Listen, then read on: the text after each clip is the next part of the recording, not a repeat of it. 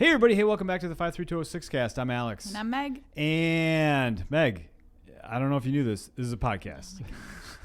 This is a podcast specifically designed to help us engage in the process of rethinking our inner city spaces. Meg, I'm a big believer in the following statement, that things they either get better or they get worse, but they don't really stay the same. Things, in the trajectory of the world, of the earth, of society on our planet, it's either going to get better or it's going to get worse, but it's probably not going to stay the same. Yeah, I would agree. And there's some catalysts around that. Yeah, right.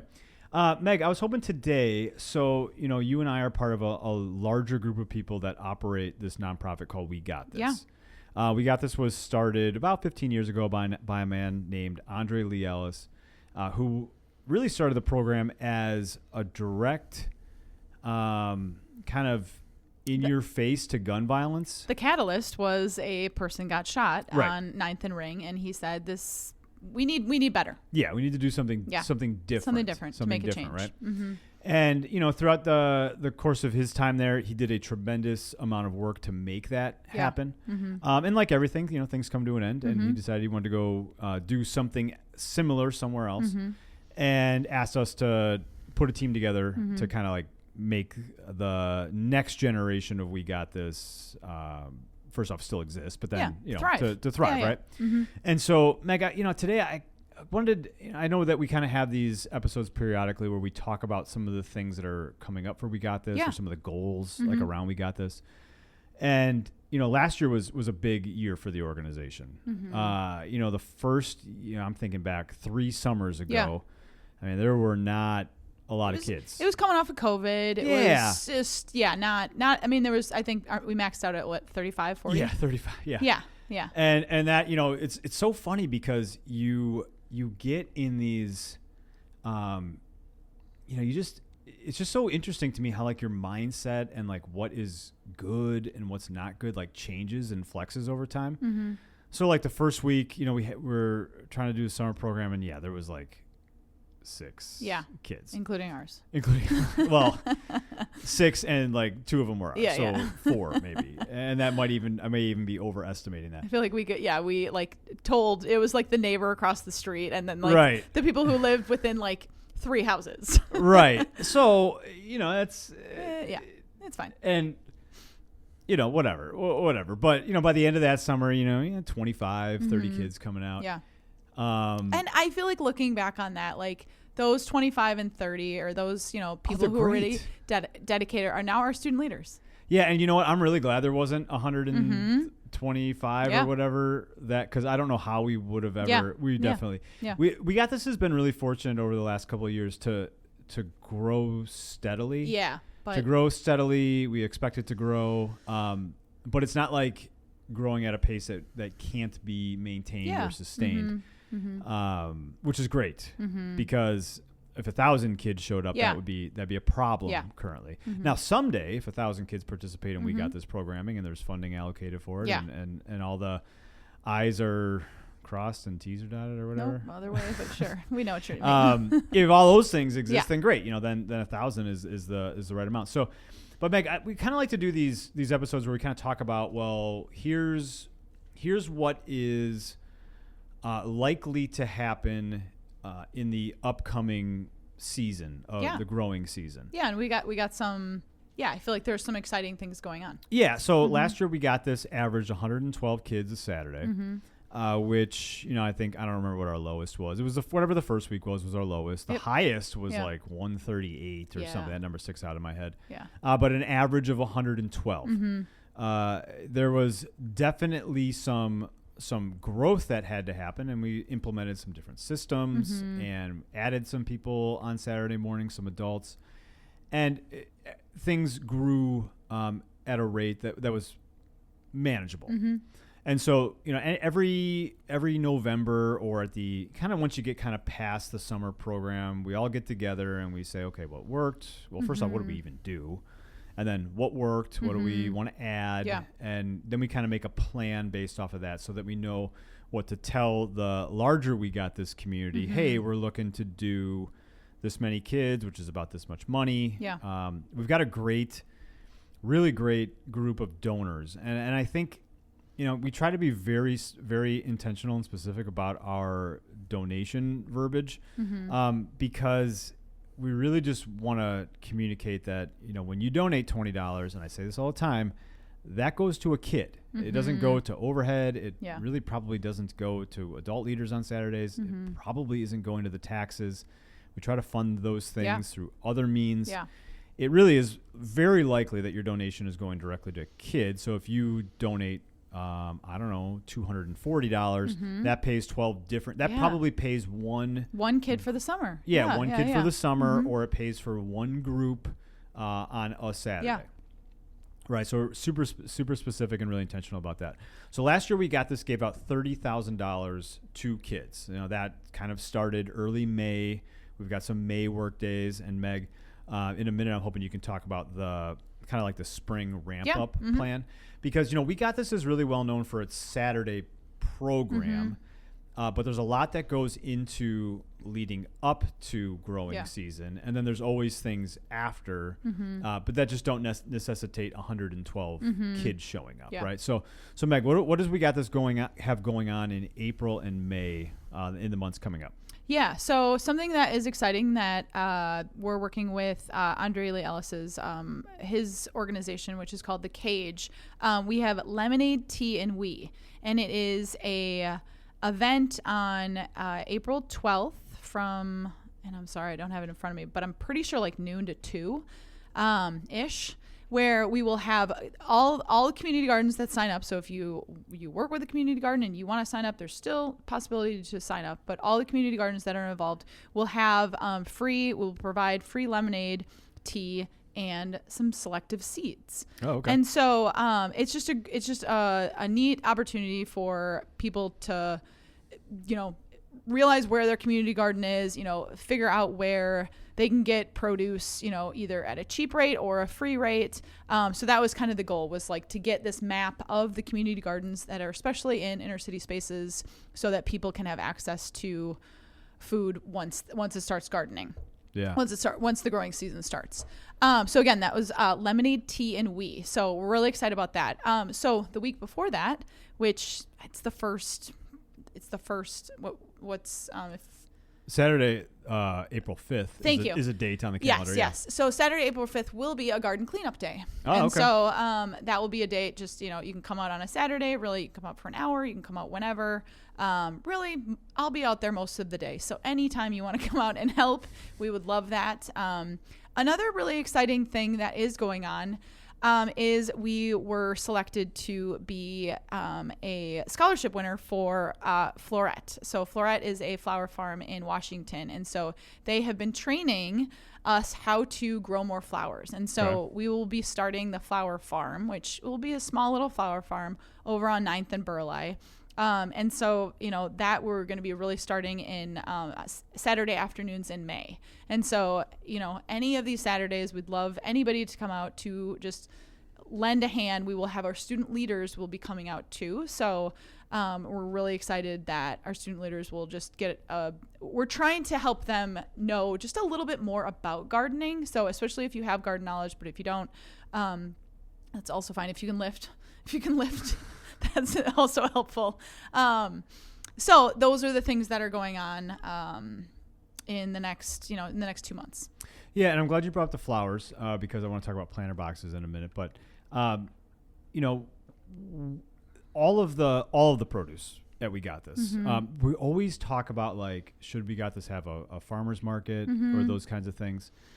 And, when we have those conversations, and that still might happen someday, but whenever we have those conversations, we kind of lean back to the concept of we really just want to give out all the produce. And we don't have great numbers on that from what was given out last year, in part because, people just, if you track it in a specific way, it makes it it just adds like a barrier to just giving it out. Yeah. Like I would hate for somebody to walk up to the garden and say, do you have any green tomatoes? Me to hand them 6 2/3 pounds of green tomatoes and have to weigh that and track it. And so we're trying to figure out how we might do that a little bit better. But I mean, it's hundreds of pounds given out. And we, in terms of when we talk about like the pace of growth, we're the last summer we added about 2,000 square feet of planter boxes. Summer before was another large chunk of planter boxes. I don't have the numbers in front of me, maybe 12 to 1,500. This year we're going to put in about 3,000 square feet of planter boxes on some of these formerly, I'd like to call them formerly vacant lots, because a vacant lot just has no purpose. It doesn't exist for anything. And the City of Milwaukee has a neighborhood garden program which you can sign up for, and you don't necessarily get it just allows you to garden on the space, basically. There's a couple of rules, but it's pretty. You gotta mow. Yeah, it's pretty relaxed. And so, when I think about vacant land, I just think about land that just has no purpose. And going back to our last 2 podcasts on dumping. And land that doesn't have purpose gets treated that way, and someone will find purpose for it, possibly as their dumping ground. So kind of where I was going with that was so we've got about 3,000 square feet of planter boxes getting put in this year. South Milwaukee High School has agreed to build many of these planter boxes. Each planter box takes about 20 minutes to build, and I think last year I made 50 or 60 of them at least. And so 50 times, it's a lot of minutes. It's a lot of minutes, like 1,000 minutes. So they've agreed to build planter boxes for We Got This, and those planter boxes will be installed in the various garden spaces, roughly 15 formerly vacant lots in the neighborhood. And part of those will be allocated for growing flowers, and part of them will be allocated for the production of produce, which the kids will manage during the summer program.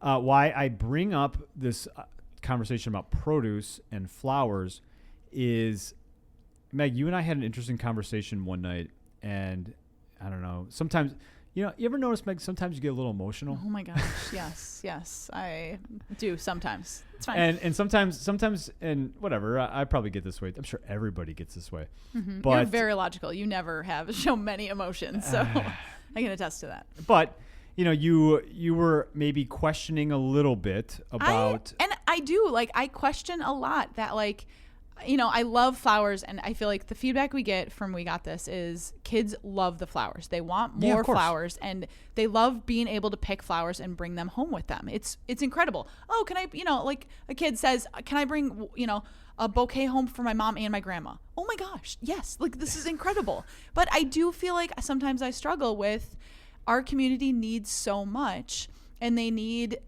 just the basics of life. They need food. And so I struggle with that flowers are an extra. And so I think, like, I struggle with, okay, does providing flowers provide our community with anything? And I think, like, it's something I grapple with, and I go back over and over to, everyone deserves beauty, and everyone deserves to have these little extras. And it is such a beautiful thing to be a part of it, because everyone goes gaga over the flowers, and it's wonderful. But it is something that I, as the flower czar around here, I struggle with it. And I think it's just an interesting thing that, that we've talked about a lot.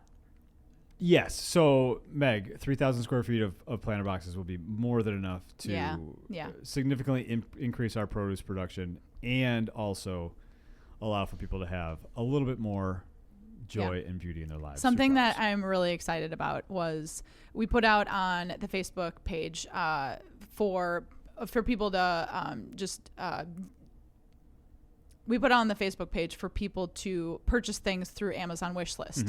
And one of the things that I just think is going to be so cool is, we did a whole bunch of stuff for vertical growing. And so we're going to have, like, cucumbers growing up stuff, and like, we're going to have watermelons growing on, on like a trellis and stuff.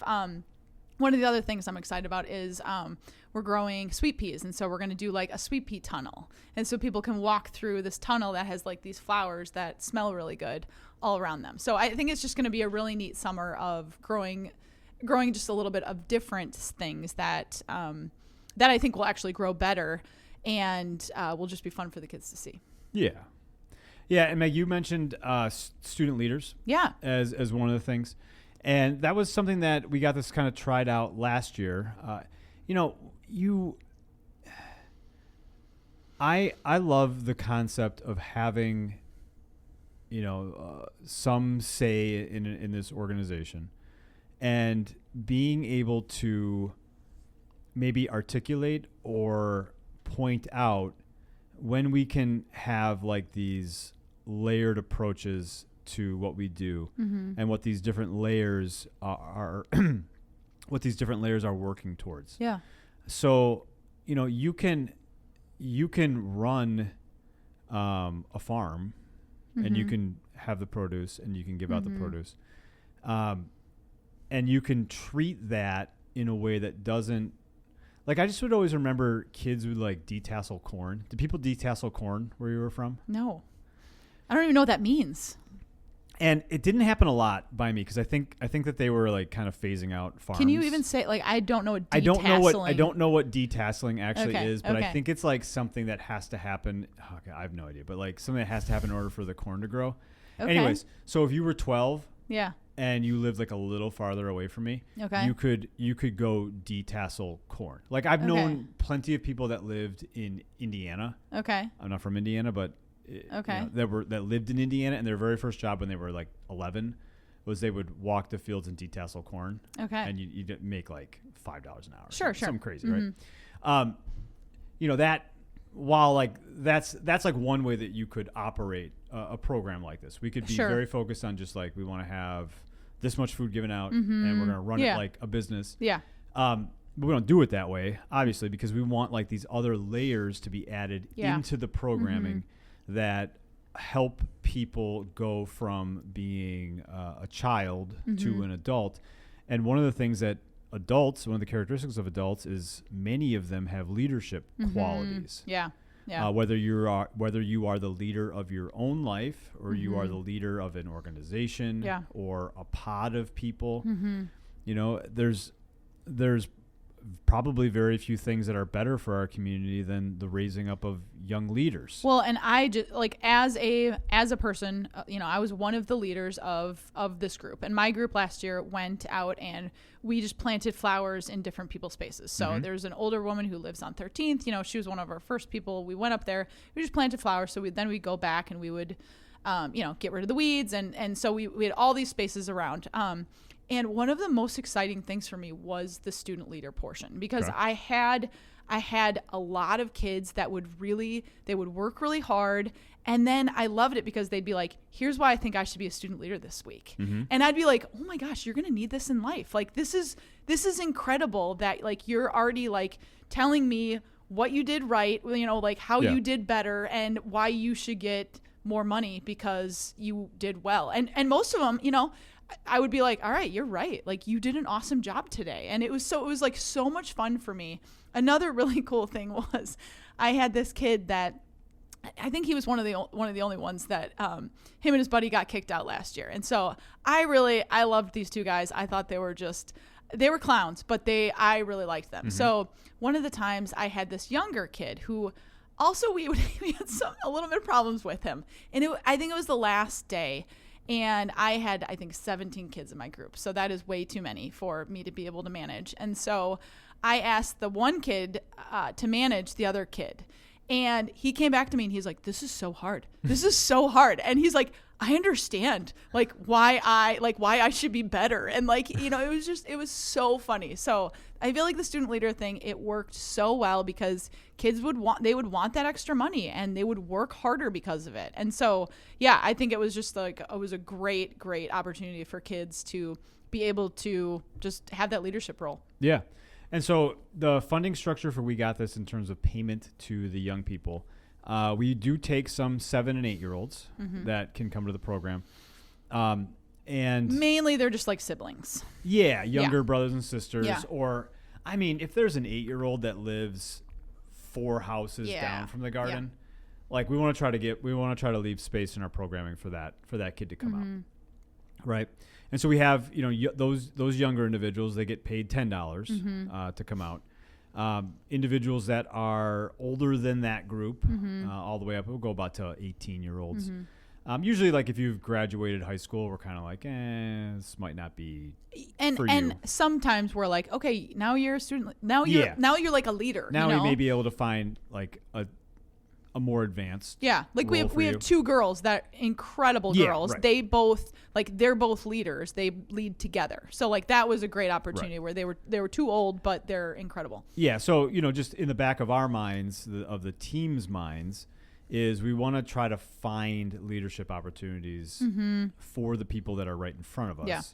And we want to promote them, and we want to give them opportunities that maybe they wouldn't have had otherwise, or give them opportunities that they can thrive in, or if they don't thrive, learn something about themselves so that then they can make decisions later on in life, right? Yeah.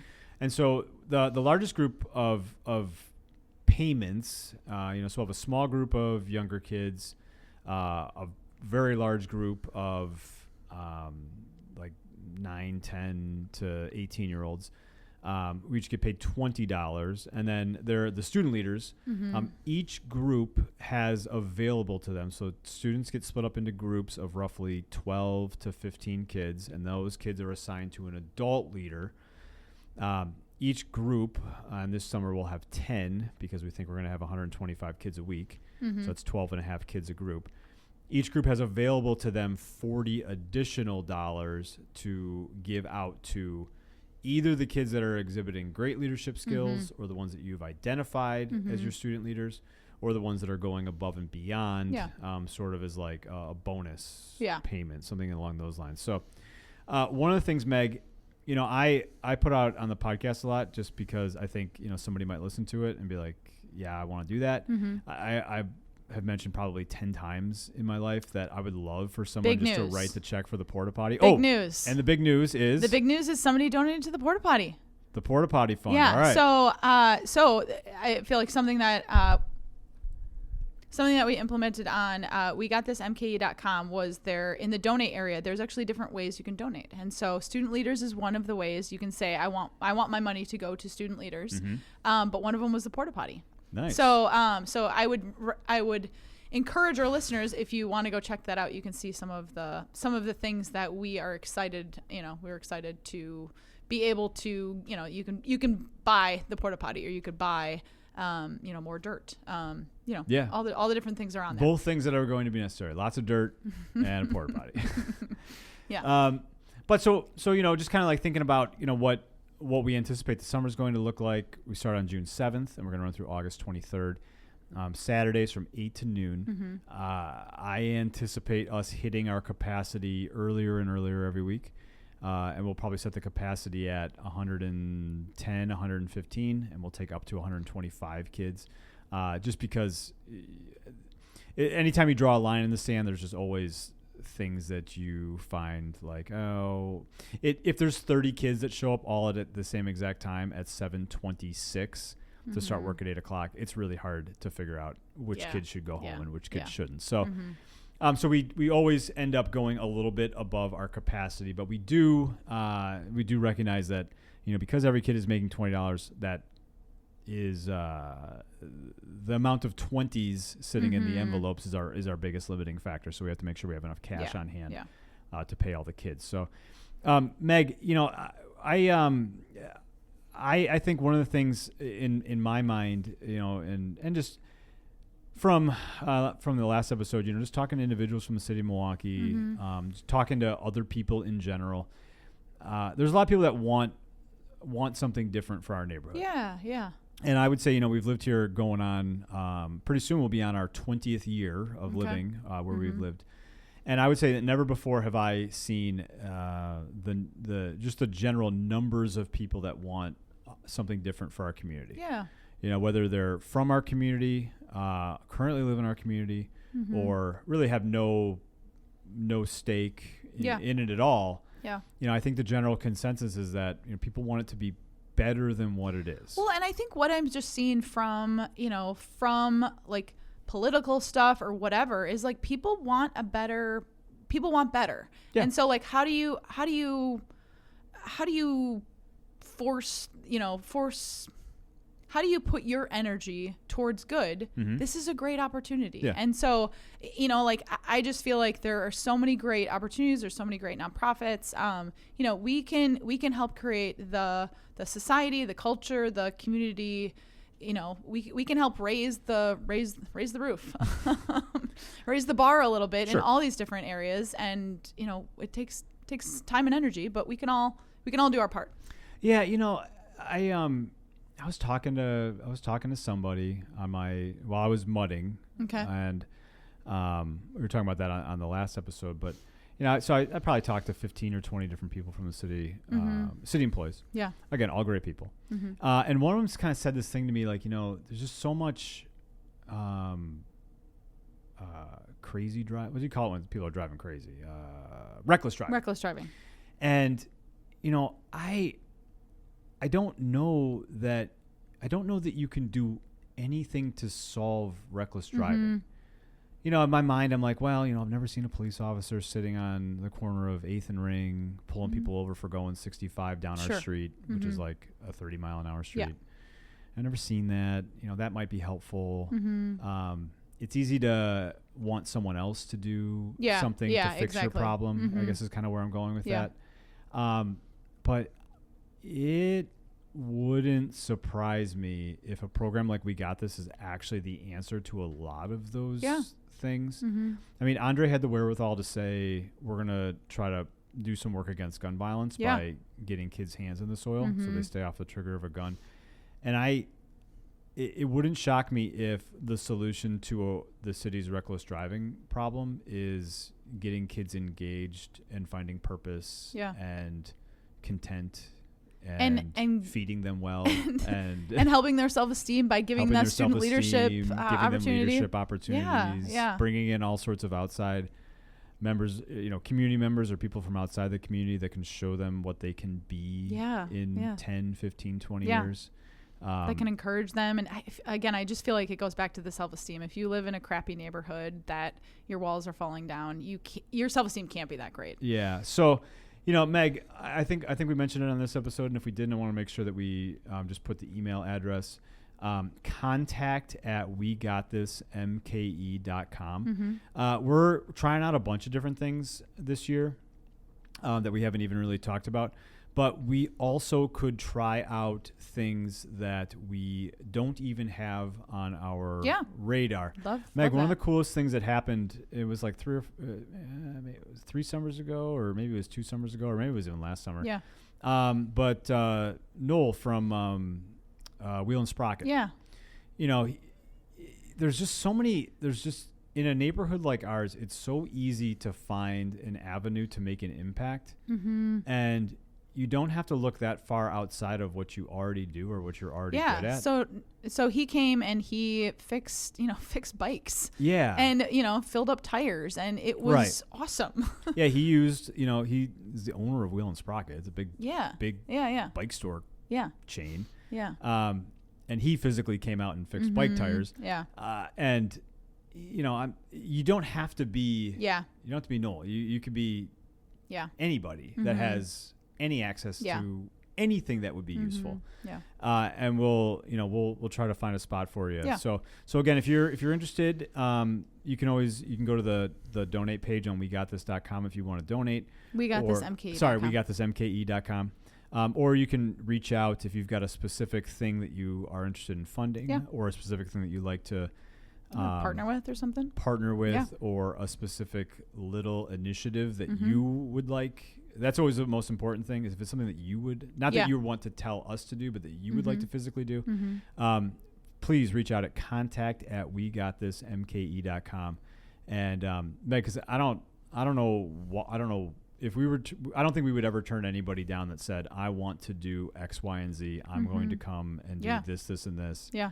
I don't think that we would ever turn anybody down that said that.